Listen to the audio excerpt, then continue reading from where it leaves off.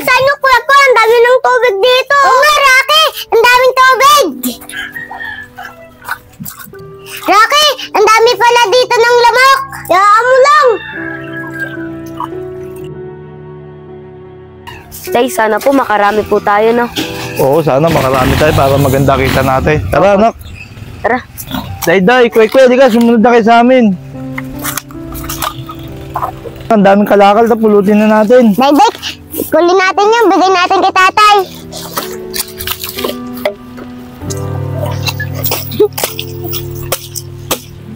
Meron pa rito, anak. Tay, eto po ang daming karton Uy, ang daming karton nito, mga anak ha. Ang babait talaga nito mga anak ko. Papapakinabangan ko na. Salamat, anak ha. Tay, pahinga muna kami ni Buday. O sige mga anak, magpahinga muna kayo. Kami muna ng atin mo. Tay, doon ako tay para makarami tayo. O sige, tama yan anak. Para makarami tayo ng kalakal. Tay, jackpot! Oh, paano jackpot? Ano nakuha mo?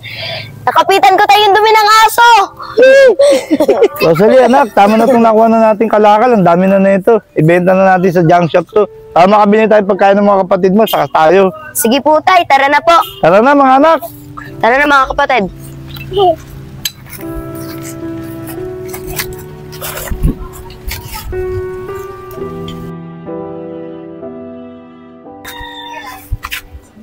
Rosalie, sandali lang.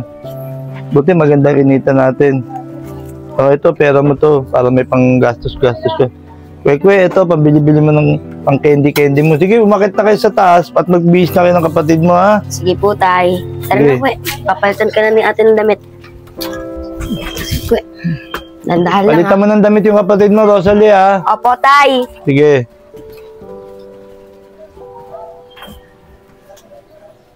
Kwe, upo ka muna dito kwe. Kwe, saglit lang hulog lang to ni ate sa alikansya niya. Para pag nakaipon tayo ng marami. Diba nga, sabi ni tatay, magsisimbang gabi to tayo. Kaya bibili natin to ng damit natin. Rosalie, mga lakal na tayo, mga anak. Tay, di mo na kami sasama. Maglalaro muna kami sa labas. Ah, ganun ba? O sige, basta huwag na kayong lalayo-layo, ha? Kami na lang ating mga ngalakal, ha? Tara na, anak, Rosalie. Tara Ano po tayo? tay.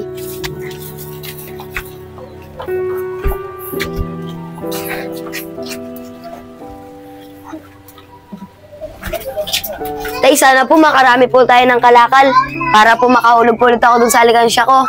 Oo nga, sana makarami tayo, anak. Para makabili rin tayo masarap na pagkain natin. Tara, anak. Tara po tay.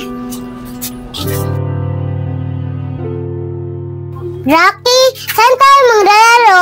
Basta sunod ka lang namin.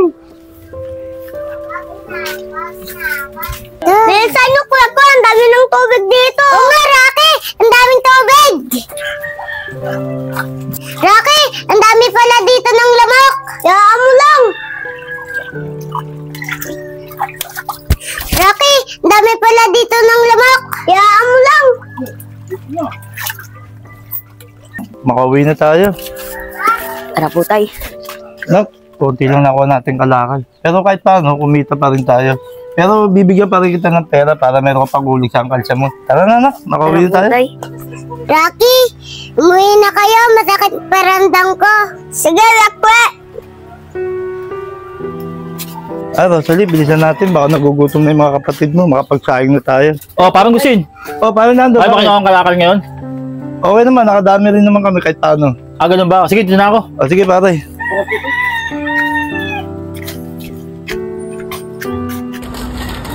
Asa na po kaya si Kwekwe? Baka siguro nasa taas. Sige, umakit ka na. Tingnan mo muna yung kapatid mo doon. Magsasaing muna ako. Sige po tay.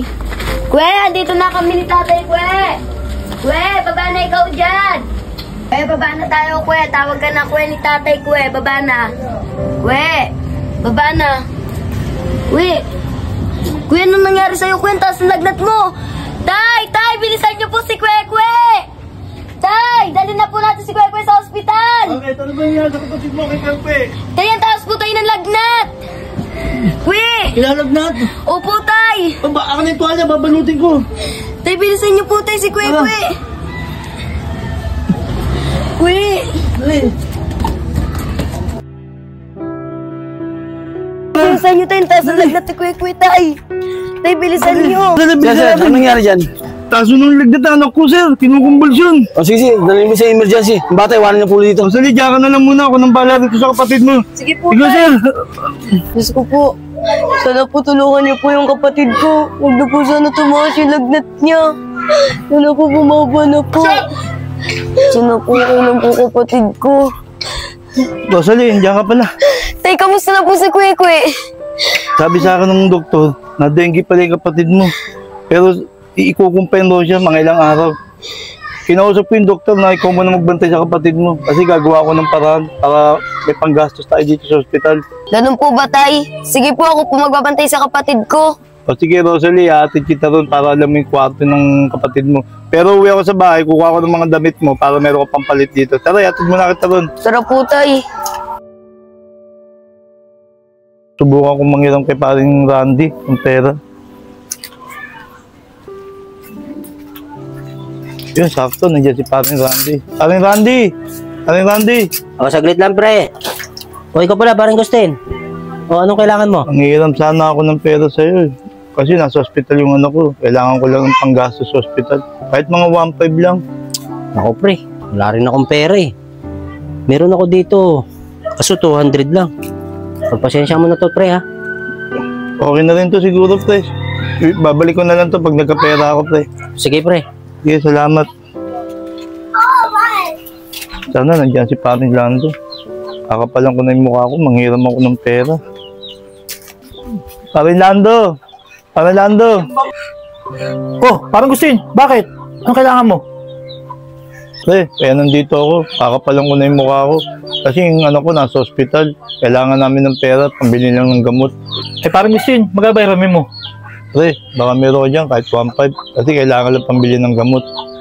Ako, 1.5 parang Gustin. Eh, meron ako doon, 500 lang parang Gustin. Kasi nabili ko yung bigas kanina eh. Okay na yan, paring Lando. Malaking tulong na rin sa akin yung 500 na yan.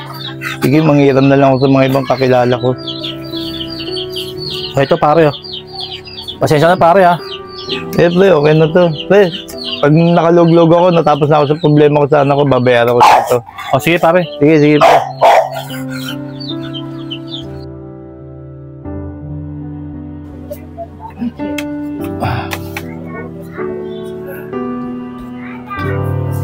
Ay, nako. Sinubukan ko na manghiram sa mga ibang kakilala ko. Wala na ako mga ibang malapitan. Ay, oo nga pala. May angkal si anak ko rito. Ito na lang muna gagamitin ko. Papalitan ko na lang pag magaling na yung anak ko.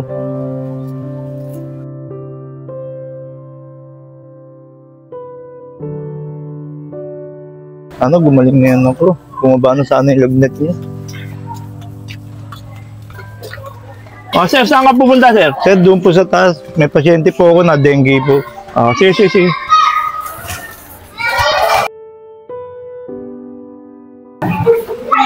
Buti na, magaling na yung kapatid mo. Oo nga po, tay eh. Salamat po tayo sa Diyos. Nagaling na po si Kwekwe. Oo, salamat sa Diyos. God, tuloy na kami. Salamat po, guard.